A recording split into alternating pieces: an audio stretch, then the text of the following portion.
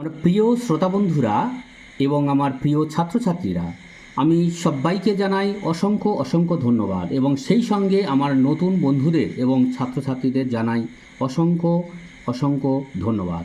আজকে নবম শ্রেণীর গণিত নিয়ে আলোচনা করব। সামন্তরিকের কোণের মান কিভাবে নির্ণয় করা হয়। এখানে একটি প্রশ্ন আছে, এ বি সি ডি সামন্তরিকের কোণ এ ইস্টু কোণ বি ইজিক্যাল টু 3:2 হলে সামন্তরিকের কোণগুলির পরিমাপ লিখি। এখানে দেখো এ বি সি ডি একটি সামন্তরিক আঁকা হয়েছে। এ কোণের অনুপাত 3, বি কোণের অনুপাত 2। এখানে এ বি সি ডি সামন্তরিকের এ কোণটা বের করে নাও।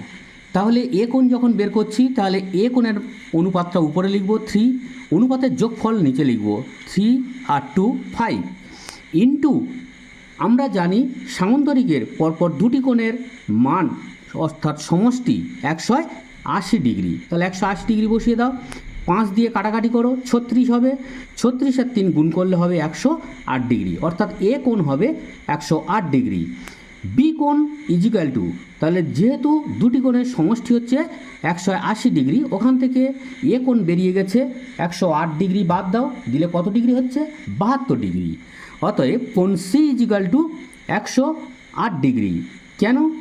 যেহেতু সামন্তরিকের বিপরীত কোণগুলি সমান হয় এবং কোণ ডি ইজিক্যাল টু 72 ডিগ্রি, যেহেতু বি 72 ডিগ্রি আর আমরা জানি সামন্তরিকের বিপরীত কোণের মান সমান।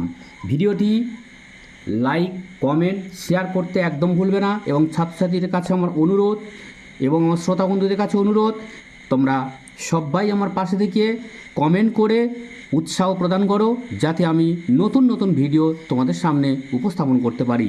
আজকের এই পর্যন্ত আমি বিদায় নিলাম। PN কুমার।